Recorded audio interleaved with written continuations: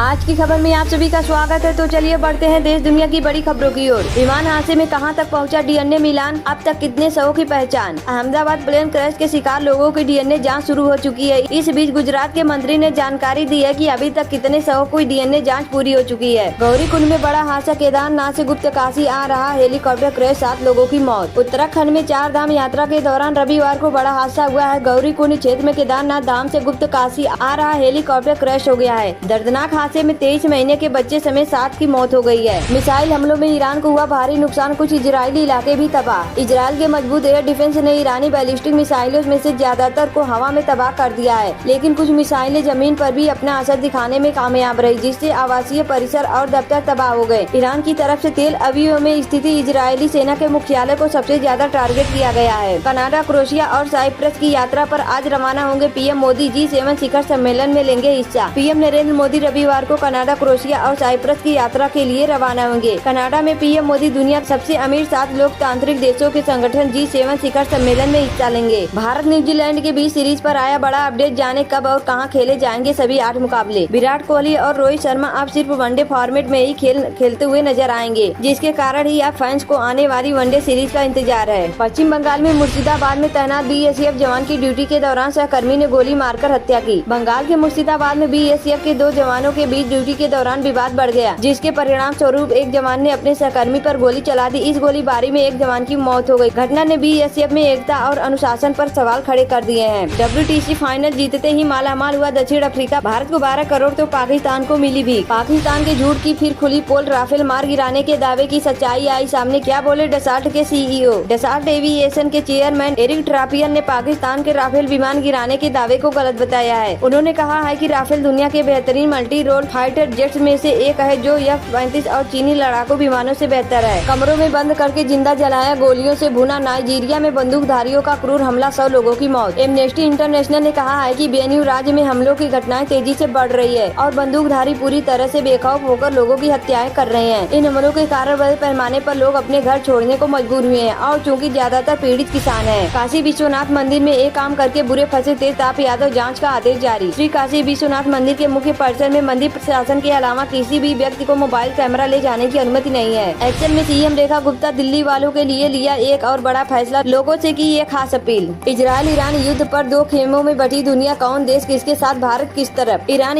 SCO का सदस्य है। बयान में कहा गया है कि SCO सदस्य देश ईरान के परमाणु कार्यक्रम से जुड़ी स्थिति का शांतिपूर्ण राजनीतिक और कूटनीतिक तरीकों से समाधान करने की दृढ़ता से वकालत करते हैं। एयर इंडिया दुर्घटना के कुछ ही दिन बाद केदारनाथ मंदिर के पास हेलीकॉप्टर क्रैश, 7 लोगों की मौत। सीएम धामी ने एक्स पर एक पोस्ट में कहा है, एक हेलीकॉप्टर दुर्घटनाग्रस्त हो गया है और राज्य आपदा प्रतिक्रिया बल और अन्य एजेंसियां राहत और बचाव कार्यों में लगी हुई है। अहमदाबाद प्लेन क्रैश के जिस वीडियो ने पूरी दुनिया को हिला दिया, उसे बनाने वाला भी सदमे में। अहमदाबाद में एयर इंडिया ड्रीम लाइनर विमान हादसे का वीडियो 17 साल के आर्यन अंसारी ने शूट किया, जो अब जांच एजेंसियों के लिए अहम सुराग है। इस घटना ने आर्यन की मानसिक स्थिति पर गहरा असर डाला है। आंधी तूफान के साथ झमाझम बारिश, दिल्ली वालों को मिली भीषण गर्मी से राहत। दिल्ली NCR में भीषण गर्मी से जूझ रहे लोगों को बड़ी राहत मिली है। यहाँ भयंकर आंधी तूफान के साथ जोरदार बारिश शुरू हो गई है। मौसम विभाग ने लोगों को गरज और बिजली के साथ मध्यम से तेज बारिश की चेतावनी दी है। अमित शाह आज लखनऊ दौरे पर सिपाही भर्ती के 60,244 चयनितों को देंगे नियुक्ति पत्र। यूपी पुलिस में अब तक की सबसे बड़ी सिपाही भर्ती परीक्षा में सफल अभ्यर्थियों को नियुक्ति पत्र रविवार को लखनऊ के डिफेंस एक्सपो स्थल पर बांटे जाएंगे। इस मौके पर मुख्य अतिथि गृह मंत्री अमित शाह और मुख्यमंत्री योगी आदित्यनाथ रहेंगे। पूर्व IAF चीफ ने रक्षा क्षेत्र में MSME की भूमिका पर कहा है कि यह बहुत दुखद और हृदय विदारक है कि इतने सारे लोग एक साथ मारे गए। अभी यह कहना बहुत मुश्किल है कि क्या गलत हुआ है, इसकी जांच होनी चाहिए। मिसाइलों से बात धधकते शहर, तबाह जिंदगियां। 2 दिन में इजरायल ईरान जंग में किसे कितना नुकसान। इजरायल के ईरान पर किए गए हमले के बाद से दोनों देशों के बीच युद्ध जारी है। 48 घंटों में दोनों पक्षों ने एक दूसरे पर कई हमले किए हैं, जिसमें परमाणु सुविधाएं और नागरिक इमारतें भी शामिल है। ईरान में भारी जनहानि हुई है। संघर्ष ने लिया खतरनाक मोड़, दुनिया के सबसे बड़े गैस फील्ड पर इजरायल का हमला, ईरान ने भी किया पलटवार। परिजनों में शामिल डॉक्टर हिमांशु त्रिवेदी ने बताया है कि जोशी और व्यास परिवार की यह इच्छा है कि अंतिम संस्कार अहमदाबाद में ही किया जाए। इसके बाद परिवारजन बांसवाड़ा लौटेंगे।